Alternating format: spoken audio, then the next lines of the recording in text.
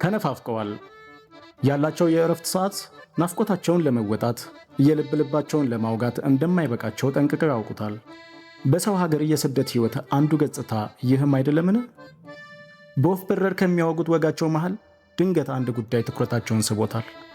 ከሰሚ ሰማን ባሉት ወሬ ፍጹም ተጨንቀዋል።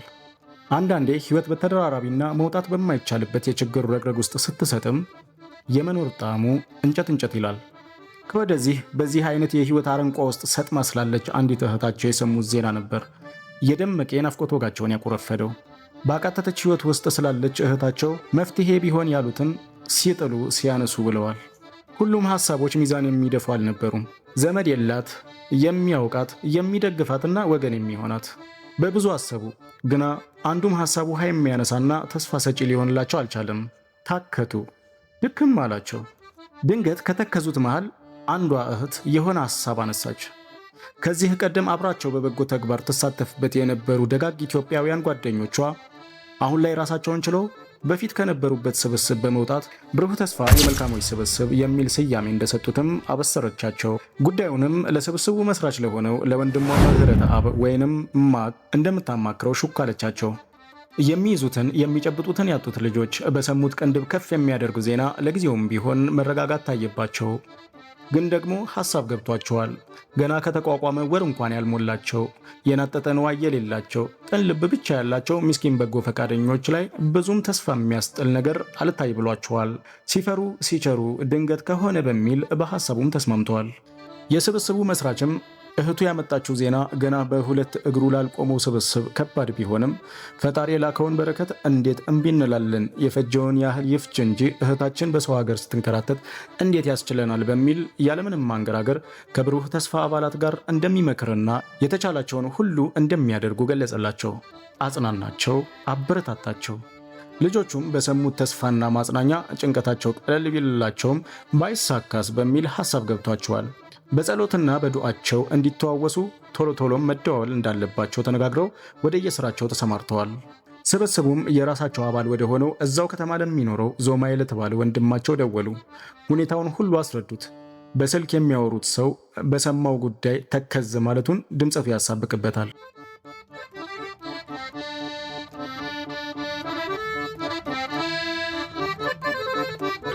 በጠዋት የወጣችው ፀሐይ ረፋዱ ላይ መጋሏ የሀገሪቷን በረሃነት ያሳብቃል። የሸሚዙን ቁልፎች እየከፈተ እገልቢያውን ቀጥሏል። በተሰጠው አድራሻ መሰረት ከአንድ ፍግፍግ ካለች ክፍል ውስጥ ጠቅልል ብላ ወደ ተኛች ሴት ቀረበና ተጣራ። ወለሉ ላይ ከተነጠፈው ከተኛችበት ፍራሽ ላይ ተንፏቃ የግድግዳውን ጥግ ከጀርባዋ ድጋፍ አድርጋ ቀና አለች። ሰላምታ ተለዋወጡ። ማንነቱን ጠቅሶ ስለሷ ከሰሚ የሰማውን ነገራት። በተቻላቸው አቅም ሊረዷት የሚሹ ልበቅን ወገኖች እንዳሏትም ገልጾላት ወጋቸውን ቀጠሉ።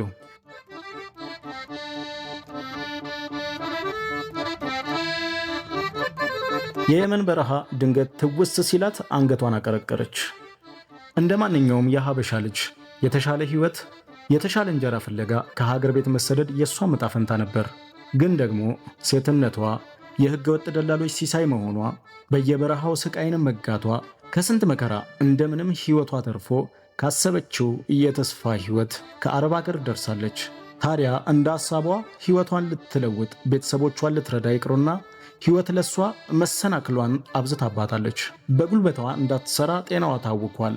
ለነፍሷ የሚላስ የሚቀመስ ልታገኝ የሰው ደጅ እንኳን ልትጠና በስጋት ተከባለች። ምስቅልቅል ባለ ሕይወት አረንቋ ውስጥ ተዘፍቃ እንዲህ ባለ ሁኔታ የሚደርስላት አንዳች ወገን አታ ፈጣሪዋን እየሞገተች ተስፋዋም ተሟጦ ሞቷን እየተጠባበቀች መሆኗን ስትገልጽለት የብሩህ ተስፋው ዞማዬ አልቻለም። እንደምንም የገታቸው እንባዎቹ ገደባቸውን ሞልተው ቁልቁል ፈሰሱ። ተጠግቶ እቅፍ አደረጋት፣ አጽናናት። የግራ በኩሉ አንዷ አይኗ ህመም ፍጹም ጤናዋንና ሕይወቷን አዛብቶታል። ያለማቋረጥ ያነባል። በሂጃቧ ጫፍ ሸፈን አርጋዋለች። ሊጠፋ መቃረቡ ብቻ ሳይሆን ከአይኗ ህመም ጋር ተያይዞ መላ አካሏ ታማሚ መሆኑ እረፍት ተነሳት። የልበ ቅኖቹ የብሩህ ተስፋው አባል ባየው ሁኔታ ሐዘን ተጫጭኖትና በቶሎም ለዓይኗ መፍትሄ ሕክምና እንድታገኝ የሚቻላቸውን ሁሉ እንደሚያደርጉ ቃል ገባላት። ነገ ጠዋት እንደሚመጣና እንደምትታከም ነግሯት ይዞላት የሄደውን የዕለት ፍጆታ ቁሳቁስ ሰጥቷት ተመለሰ። ተስፋ ማድረግም ጀመረች። በሱም ፈጣሪዋን አመሰገነች።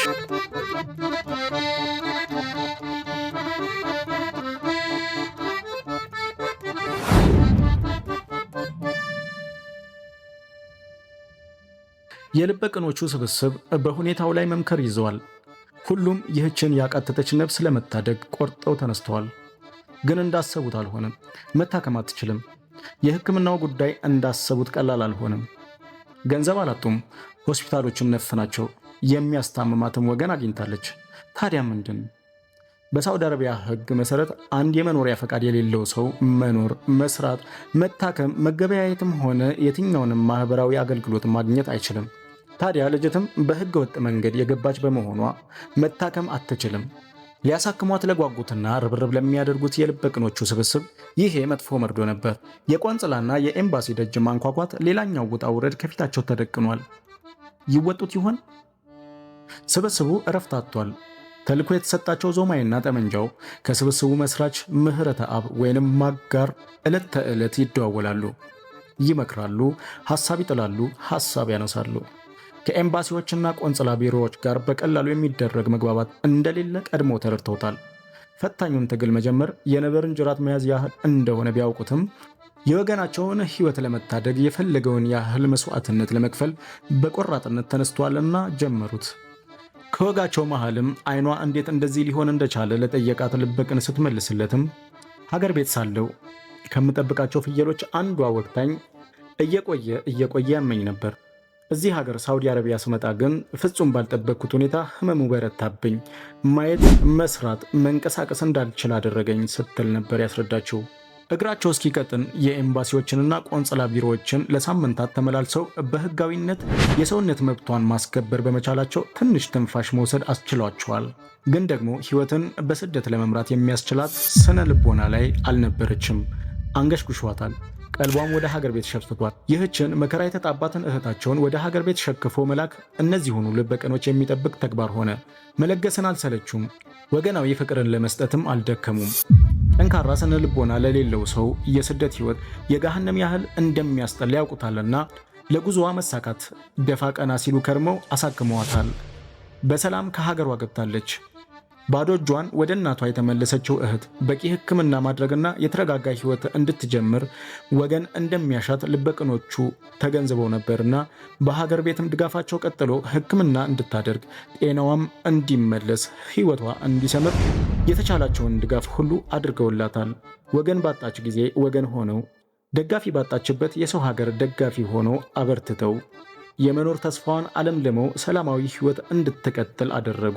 በፈተና ብዛት ያልሟሸሸችው እንቁ አልማዝ ታሪክ ይህን ይመስል ነበር። ብሩህ ተስፋ የመልካሞች ስብስብ የኢሞ ግሩፕ። ከአካል መቀራረብ ይልቅ የልብ መቀራረብ ይበልጣል።